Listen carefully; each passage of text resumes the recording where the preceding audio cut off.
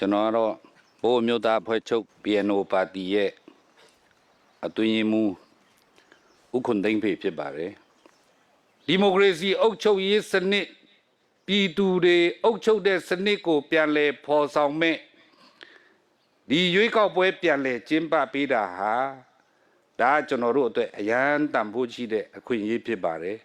ရှင်းပြောရင်လူနည်းစုတိုင်းရင်းသားတွေလွတ်တော်ထဲရောက်မယ်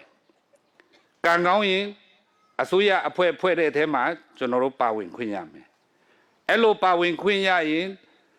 ကျွန်တော်တို့တိုင်းရင်းသားလူနည်းစုတွေကိုကိုစားပြုတဲ့ကျွန်တော်တို့လူကြီးတွေအပေါ်မှာရှိမယ်အဲ့တော့ကျွန်တော်တို့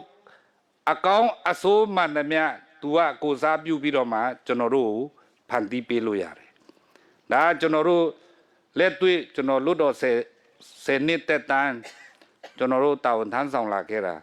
ကျွန်တော်တို့အတိဆုံးဖြစ်ပါတယ်အဲ့တော့ဒီအုပ်ချုပ်ရေးစနစ်ကြောင့်ဥမာပအိုးဆိုလေပအိုးတွေစီလုံးညီညွတ်တယ်ဆိုရင်ပအိုးတွေအကုန်လုံးကိုပအိုးလူကြီးတွေလွတ်တော်ထဲရောက်အောင်ပို့ပေးလို့ရတယ်မဲနိုင်ရင်ရောက်သွားမှာပဲဥမာကျွန်တော်တို့အင်းသားတွေလူညီရင်အင်းသားလူကြီးကျွန်တော်တို့လွတ်တော်ထဲရောက်အောင်ကျွန်တော်တို့ပို့ပေးလို့ရတယ်ထိုနည်း၎င်းရှမ်းတွေလည်းရှမ်းတွေညီညွတ်ညွတ်နဲ့ရှမ်းလွတ်တော်ကိုယ်စားလှယ်ကိုလွတ်တော်ထဲပို့ပေးလို့ရတယ်ဒါပတ်စံချမ်းသာတာမချမ်းသာတာမဆိုင်တော့အများရွေးကောက်တင်မြောက်ရင်ကျွန်တော်တို့လူကြီးလုပ်လို့ရပြီဒါကြောင့်ဒီစနစ်ကကျွန်တော်တို့လူနည်းစုတိုင်းရင်းသားတွေအတွက်ရှင်းပြောရင်ကြေးလက်နေတောင်သူတွေအတွက်ကဒါကျွန်တော်တို့ဘဝမှာအကြီးမားဆုံးအခွင့်အရေးလို့ကျွန်တော်ကပြောချင်တယ်အဲ့တော့အရင်ခေတ်တော့ကတော့ဒီလိုခွင့်ရေးတွေမရဘူးပေါ့လေအခုကျတော့ဒီမိုကရေစီအုပ်ချုပ်ရေးစနစ်အရာဒီကိုဒေတာကိုတိုးတက်အောင်လုပ်ချင်လုပ်လို့ရတယ်ကိုလူမျိုးကိုတိုးတက်အောင်လုပ်ချင်လုပ်လို့ရတယ်အဲ့လိုအခွင့်အရေးကဘယ်မှာပေးတော့ဆိုရှင်းပြောရင်ဒီအာဏာကြီး၃ရပ်ဥမာလွတ်တော်တို့အစိုးရတို့အဖွဲ့အနေဒါပေးနေတဲ့အခွင့်အရေးပေါ့ဒီအခွင့်အရေးတွေရဖို့ဆိုရင်ကျွန်တော်တို့လူနည်းစုတိုင်းရင်းသားတွေတိုင်းရင်းသားကိုစားပြုတဲ့ကျွန်တော်တို့လွတ်တော်ကိုယ်စားလှယ်တွေရှင်းပြောရင်လွတ်တော်ရောက်ဖို့လိုတယ်ဥမာသဘောအပြင်ကျွန်တော်တို့ဒီလမ်းဒီဂျာမနီကပေးတဲ့လမ်းဂျာမနီကပေးတဲ့လမ်းဆိုရင်ဒါလွတ်တော်ထဲမှာကျွန်တော်တို့မှမရှိရင်ဒီလမ်းရစရာအကြောင်းမရှိဘူးဘာလို့ဒီစစ်သုံးမြေပုံမှန်ဒီလမ်းကြောင်းတွေရှိမှမရှိတာနိုင်ငံတော်အစိုးရကသူကစစ်သုံးမြေပုံထဲမှာရှိတဲ့လမ်းကြောင်းတွေပဲသူကလုပ်ပေးတာလေကျွန်တော်တို့ကြတော့အဲ့လိုမဟုတ်ဘူးကျွန်တော်တို့ကြတော့ဒေတာခံဖြစ်တဲ့အခါကြတော့ဒေတာတစ်ခုလုံးဖွံ့ဖြိုးတိုးတက်ဖို့ဒေတာတစ်ခုလုံးတပင်းကြီးဖွံ့ဖြိုးတိုးတက်ဖို့ကျွန်တော်တို့အဘဦးအောင်ဟန်းဒီကအများအားအဲ့လိုမှာတာမြို့နဲ့တောနဲ့ကွာဟချက်ကျင်းနိုင်သမျှကျင်းအောင်လုပ်ပေးရမယ်နောက်တောဆိုတာလေဒီနေရာပဲကွက်ပြီးတိုးတက်လို့မရဘူးဟိုကအစွန်ဖျားမို့လို့ခြံခဲ့လို့မရဘူးသူကအဲ့လိုပြောတော့အဲ့လိုပြောတော့ကျွန်တော်တို့ကဒီဒေတာတစ်ခုလုံးဖွံ့ဖြိုးတိုးတက်ဖို့ဆိုတော့ကျွန်တော်တို့ကဥမာလမ်းနေဖောက်မယ်ဆိုရင်ကျွန်တော်တို့ကမဟာဗျူဟာအရာကျွန်တော်ကစဉ်းစားရတယ်ဥမာဒါအရေးကြီးတဲ့မိန်းလန်းတလားမထိုးလို့မရဘူးဒါမိန်းလန်းကျွန်တော်တို့ထိုးရတယ်အဲ့မိန်းလန်းထိုးပြီးအဲ့ဒီမိန်းလန်းကိုလာချိတ်တဲ့ရွာတွေအဲ့ဒါအေလန်းပြီးရင်အဲ့ဒီလမ်းတွေကိုပြန်လာချိတ်တဲ့လမ်းတွေဘီလန်းအဲ့လိုမျိုးကကျွန်တော်တို့ကစီမံကိန်းနဲ့တေချာတွက်ချက်ပြီးတော့မှကျွန်တော်တို့ကစီမံကိန်းရေးဆွဲပြီးတော့ကျွန်တော်တို့ကလုပ်ရတာအဲ့တော့ကျွန်တော်တို့ကဘယ်လောက်ထိလုပ်တော့ဆိုဒီရှမ်းတောင်ဒေသတစ်ခုလုံးဖွံ့ဖြိုးတိုးတက်ဖို့နောက်ဒီရှမ်းတောင်မှာရှိတဲ့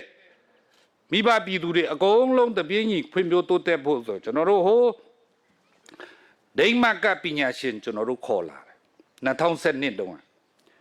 2012တုန်းကဒိမကပညာရှင်ကျွန်တော်တို့ခေါ်လာတယ်ခေါ်လာပြီးတော့မှကျွန်တော်တို့ဒေတာကိုကျွန်တော်တို့ကွင်းစင်းပြီးတော့မှကျွန်တော်တို့လိုက်ပြတယ်လိုက်ပြပြီးတော့မှသူတို့စီမံကိန်းရေးဆွဲခိုင်းတယ်ဘိုးဒေတာဖွံ့ဖြိုးရေးပထမ9နှစ်စီမံကိန်းဆိုပြီးတော့2012နဲ့19ကြာကျွန်တော်အဲ့ဒီစီမံကိန်း9နှစ်ကျွန်တော်တို့တစ်ဖြတ်ကျွန်တော်တို့လုပ်တယ်အဲ့ချိန်တော့ကျွန်တော်တို့2012ကနေစပြီး2019အထိကျွန်တော်တို့လွတ်တော်မှာတင်ပြတဲ့ဟာမှန်သမျှဆွေးနွေးတဲ့မှန်သမျှတောင်းဆိုတဲ့ဟာမှန်သမျှက အဲ့ဒီပညာရှင်တွေရေးပေးတဲ့စီမံကိန်းတဲ့အတိုင်းကျွန်တော်တို့ကတောင်းတာနောက်2019လဲကြာရောကျွန်တော်တို့ကအဲ့ဒီအဖွဲ့ကိုပြန်ခေါ်တယ်ပြန်ခေါ်ပြီးတော့မှကျွန်တော်တို့တစ်ခေါက်ကွင်းထပ်ဆင်းတယ်အဲ့ဒီဒုတိယအကြိမ်ကွင်းဆင်းတော့ကျွန်တော်တို့ပိုတီချအောင်ဆိုပြီးတော့မှဒီကြေးရွာတကြီးတွေအကုန်လုံးနဲ့ကျွန်တော်တို့ပေးတွေ့တယ်ကြေးရွာအုပ်ချုပ်ရေးမှုတွေနဲ့ပေးတွေ့တယ်ကျွန်တော်တို့တာဝန်ခံတွေနဲ့အကုန်ပေးတွေ့တယ်နောက်ရမီရဖတွေနဲ့ပေးတွေ့တယ်ပေးတွေ့ပြီးသူတို့ဘိုးဒေတာတစ်ခုလုံးရလာတဲ့အချက်လက်တွေသူတို့စူးစီးပြီးတော့မှသူတို့ကဘိုးဒေတာဖွံ့ဖြိုးရေးဒုတိယ9နှစ်စီမံကိန်းဆိုတာ2018နဲ့23ကြာသူတို့တစ်ခါထပ်ရေးပေးတယ်အဲ့နဲ့2018 19 20အဲ့လွတ်တော်တက်တန်း3နှစ်ကျွန်တော်တို့လွတ်တော်ထဲမှာပြောတဲ့ဟာမှန်သမျှကအဲ့ဒီစီမံကိန်းစာအုပ်ထဲကအတိုင်းကျွန်တော်တို့လုပ်ခဲ့တာဒါကြောင့်လွတ်တော်ထဲမှာဘလောက်ထိဟိုလူကြီးပိုင်းတွေမတိတုံးစေကျွန်တော်အဘဦးအောင်ငန်းနေနေတဲ့ကြောက်တလုံးဆိုတဲ့မြို့အဲ့ဒီမြို့မီးလင်းဖို့အတွက်ကျွန်တော်လွတ်တော်ထဲမှာပြောတာအဲ့ကြောက်တလုံးဆိုတဲ့ဟာကိုဝန်ကြီးတွေမသိဘူးကြောက်တလုံးဆိုတာဘယ်မှာတော့အဲ့လိုအဲ့တော့ကျွန်တော်ကပြောချင်တော့ဆိုတော့ဦးအောင်ငန်းနေတဲ့မြို့တော်မှနိုင်ငံတော်အုပ်ချုပ်နေတဲ့အစိုးရရန်ရတစ်ခုလုံးကမသိဘူးအဲ့တော့ကျွန်တော်တို့ဒီဟဲဆတ်တို့ကောင်မီတို့ဘာတို့ဆိုတာဘယ်သူမှသိเสียအကြောင်းမရှိအဲ့တော့ဒီဒေသဖွံ့ဖြိုးဖို့ဆိုတာဒီဒေသမှာရှိတဲ့ကျွန်တော်တို့ပြည်သူတွေတင်မြောက်တဲ့ကျွန်တော်တို့လွတ်တော်ကိုယ်စားလှယ်ကပြောပေးမှရမှာဒါတော့ကျွန်တော်တို့လက်တွေ့လွတ်တော်သွားခဲ့တဲ့အတွေ့အကြုံရပါလိမ့်